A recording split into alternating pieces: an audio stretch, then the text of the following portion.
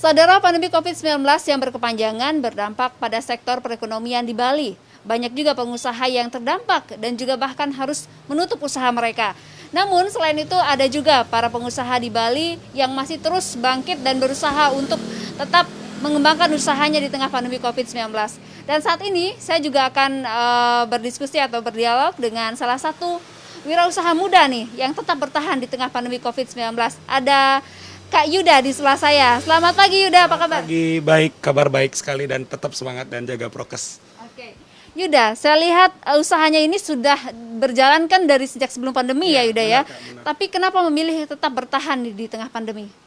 Jadi gini, banyak juga pengusaha yang memang mungkin terdampak sekali ya, bahkan tidak bisa jalan. Cuman pada prinsipnya gini, kalau untuk saat ini usaha laundry mungkin terdampak tapi tidak begitu signifikan. Nah, bagaimana kiat-kiat kita untuk selalu berinovasi dan mengingatkan. Karena bukan kebetulan sih, karena hari ini, beberapa tahun ini atau beberapa bulan ini kita dihadapi pada situasi pandemi, ya kita harus berinovasi terus dengan cara bagaimana sih strateginya bisa bertahan di saat pandemi. Misalnya sekarang dengan menjaga kebersihan, tetap menjaga kebersihan sepatu, tas, dan helm, seperti itu Kak. Jadi pada prinsipnya edukasi, sekalian juga biar bisa jualan, seperti itu sih. Oke. Nah, ini kan biasanya yang dikeluhkan ya atau menjadi kendala para pengusaha kan karena masyarakat banyak yang dirumahkan, tidak bekerja, sekolah juga tutup. Nah, mereka juga kesulitan nih untuk mencari konsumen. Nah, kalau Yuda sendiri bagaimana menanggulangi itu? Ya, yakinkan dulu bahwasannya yang pertama inovasi memang terus, kemudian kita harus terus optimis dulu. Terus yang kedua bagaimana kita menganggap bahwa ini bukan akhir dari segalanya. Jadi strategi yang saya lakukan untuk mendapatkan customer kembali itu bagaimana kita mengedukasi sih. Edukasi pendekatan-pendekatan itu kemudian ternyata peluang untuk mencuci itu masih ada di saat pandemi ini, jadi seperti itu Kak. Oke. Nah, yang dicuci di sini atau jasa yang ditawarkan kan itu cuci kayak sepatu, tas, helm, boneka juga ya. Bayi juga Iya. ada. Itu cara pencuciannya apa berbeda nggak sih sama laundry baju pada umumnya? Kita ada treatment khusus juga, kemudian ada beberapa mesin juga yang kita pakai. Jadi dengan cara yang modern, kemudian tidak menggunakan sinar matahari. Jadi di sini lebih cepat, lebih bersih seperti itu. Jadi kita punya treatment khusus juga untuk beberapa sepatu yang misalnya yang branded ya, seperti itu. Oke. Nah, sekarang kan cuacanya juga kurang bersahabat nih. Kadang-kadang hujan, kadang-kadang juga mendung dan juga kadang terik. Nah, gimana nih caranya usahanya ini?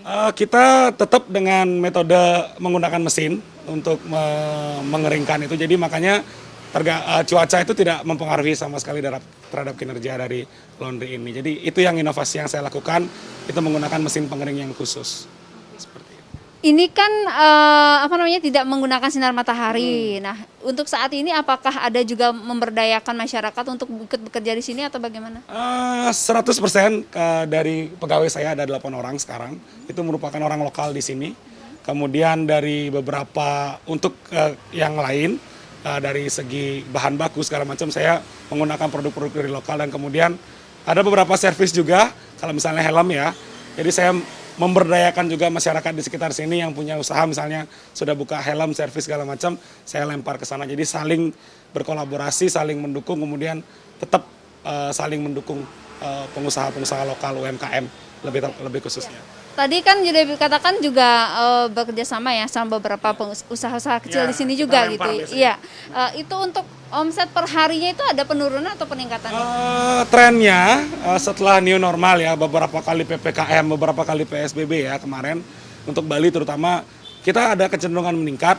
Cuman memang kondisinya kita tahu, kita paham sekali bahwasannya perekonomian yang minus itu sangat membuat daya beli masyarakat turun. Tapi di sini kita punya prinsip bahwasannya kita harus tetap optimis, kemudian kita harus mencari celah bagaimana caranya bertahan, kemudian bagaimana sih caranya biar orang itu mau mencuci dulu, itu modal kita sembari menjaga kebersihan untuk menghindari virus COVID-19 itu. Jadi itu yang kita terus naikkan selama pandemi ini secara marketingnya. Ini kan karena ada tadi PPKM dan lain sebagainya. Ini biasanya buka sama tutupnya ada pengaruh nggak sih terhadap PPKM? Lebih kepada ini sih, karena kebetulan jam bukanya di bawah.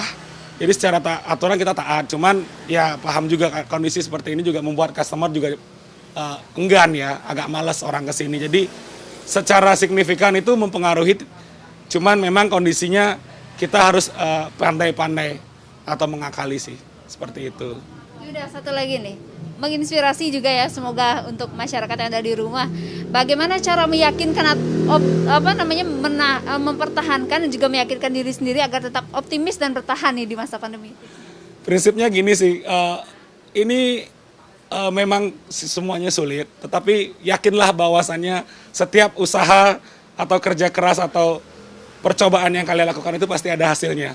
Seperti itu. Jadi saya tetap berprinsip bahwa dalam kondisi seperti ini, saya harus tetap menggaji pegawai saya harus tetap makan dan saya harus tetap hidup. Jadi mau tidak mau saya harus melampaui, saya harus optimis dan istilahnya punya keinginan untuk tetap bisa bertahan seperti itu. Oke, baik, terima kasih Yuda atas informasinya pada pagi hari ini. Ya, saudara, luar biasa sekali ya Yuda, seorang wirausaha muda di Denpasar, Bali yang masih tetap bertahan di tengah pandemi COVID-19. Kuncinya katanya kita harus tetap optimis, meyakinkan diri sendiri untuk tetap bisa bertahan di tengah pandemi COVID-19. Saya Ulantari Jipayana Putra, Kompas TV Denpasar, Bali.